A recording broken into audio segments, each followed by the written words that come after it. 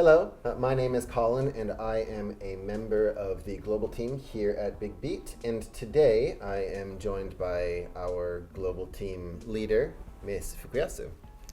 Yes, I'm Yuka Fukuyasu of Global Team as well. I've been with the company for a while and been supporting a lot of clients globally and locally here in Japan.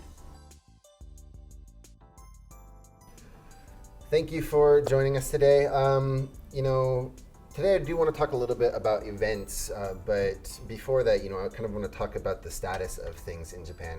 Last time that we met and talked, we talked about how things are kind of slowly starting to get back to normal.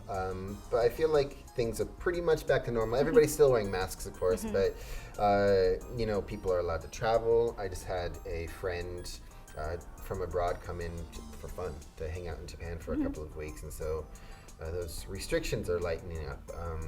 Have you noticed any big changes recently, just in the way that people are acting? Yes, as you mentioned, I think a lot of activity is coming back in Japan, even though we are still in COVID-19 situation.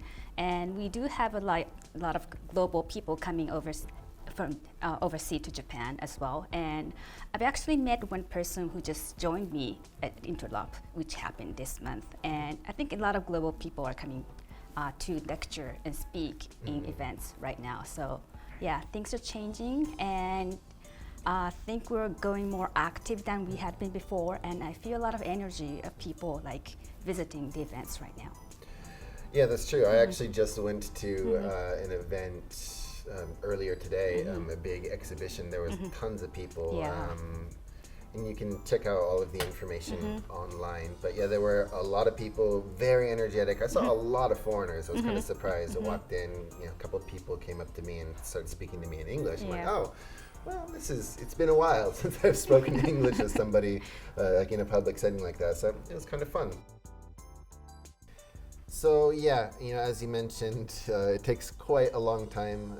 People move a little bit more slowly in Japan because they like to properly plan everything before executing it. What is the process like, from beginning to end, from the time where a client comes in and asks to do an event to the event itself, the follow-up after, and how much does it differ between, Japan or Europe or the US, etc.? Well, I think the process is same actually, globally. It's same. You have to start planning from the start. I mean, you have to start planning the content, the theme, the target, when you want to do the event, what kind of venue. How many people. Yeah, and who's the speaker is going to be, the agenda, and what content you want to put in that event. That takes a little while. And after that, we start with like designing the event actually, like invitation, the website, customer attractions, planning some of those by medias or social marketing activities, time, and so and then we also start planning how to design the venue on site, like how the stage is going to be looking, how the lighting, the entertainment, how the music is going to be running. Some smoke in there, something like that. And if you want to have exhibition booths, or if you want to have some like designs or pop-up banners or advertisement or those kind of things in the event venue. And then after we do the event, actually, we do follow up for the audiences who came to the event, and we do a lot of promotion afterwards. And we do hold we do all those as a one step. So we do the planning, the designing of the event, and customer attractions, the event management. We do have event website creation, also the event office support, and the follow-up as well. So that takes time. But if it's a small event, we can do that in short terms. If it's a large event, it takes time. Right. And how do you think that differs from like an event done in the US or Europe or something like that? You think it's a big difference between the way they do it in Japan and the way they do it over there? Well, besides the time frame that it takes. In Japan, the host company would like to, host the audience and the visitors really nicely. Right. So they want a nice registration desk, have people there saying thank you for coming.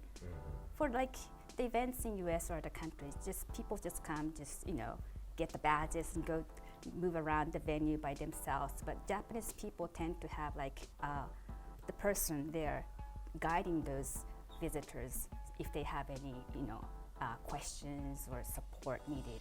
And yeah, we do have like the omotenashi. Right, Yeah. right. And that's actually another thing that I noticed was a little bit different, is that I recently did an event that involved, the main person in charge was, from abroad, they weren't Japanese. And so, I don't know, I feel like when you're working with a Japanese company for a Japanese event, most of the things are kind of decided at the very beginning. But, with this last event, we had a lot of last minute changes. Does that happen a lot for you? Yeah, it does. Yeah. So, okay. So it's maybe things aren't so different. Yes. So, as far as follow-up is concerned, I don't know as much about it as I probably should, but I know that you have a lot of experience with it. Can you give me an idea of what that might entail, what that follow-up means for you?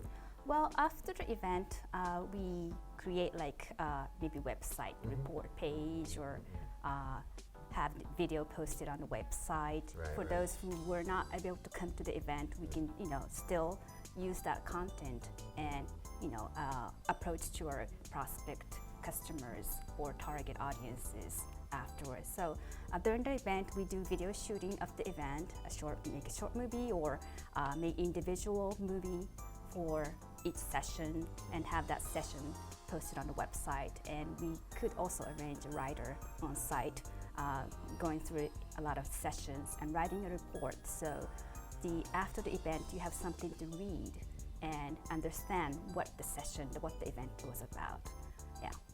So something like a highlight video or something yeah, like something that. like that. Right? Yes. Okay. And you also can, if you do a physical event, you'll be able to actually produce a lot of contents. Yeah, maybe if you have a case study session, you can write a brochure or maybe website blog page as for that content, or you can also produce a video content for that. So there's a lot of content you can actually produce when you do an event, and you can use that afterward, like for a few months or so, as a content additional. Lots of content syndication. Yes. So I've mentioned before that, especially pre-corona, but even now, up to almost 75% of what we do is event focused, and that includes a lot of things, including like world tours. When we get requests from, for example, Global HQ or something that has a branch in Japan, we work with that. I just finished up an event where I got requests from the global headquarters. They had already picked out the venue, but we did everything else. We got the clients, we set up all of the video shooting, the layout of the entire event, the smoke show, and like lights, and it was all very, very fun.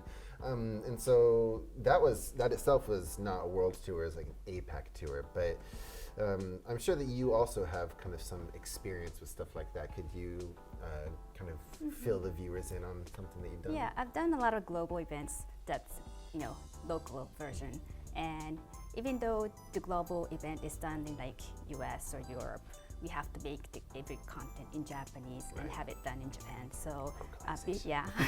So before COVID-19, we did a lot of events using the venues in like hotels or large conference rooms, making the designs similar to what the global event had been done overseas, and bringing that content and design and making it locally in Japan. And during the COVID-19, we did that online. So even though the global headquarters did the event online, we have to translate everything in Japanese, put Japanese subtitle in videos of the keynote session from the CEOs, and have that posted. And we did a lot of online global event in Japanese version. And Google Translate just doesn't really cut it. Yeah. We've talked about this a couple times, but even kind of these newer translation products that work really, really well, but they're not perfect. And so, yeah, you also have to change the content that's really interesting for Japanese market. Japanese, right. Not to mention all of like the niche keywords and stuff like that. It's really difficult.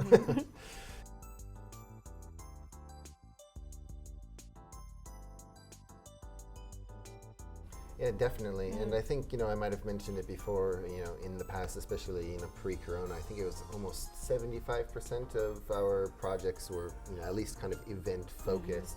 And so we have a lot of experience in that field. So if you're interested or you want to know a little bit more information or something like that, please go to our website. It'll be down there below at the bottom of the screen. And please feel free to reach out to us. We would love to sit down and have a conversation with you in person if you're here, or if not, over Teams or Zoom.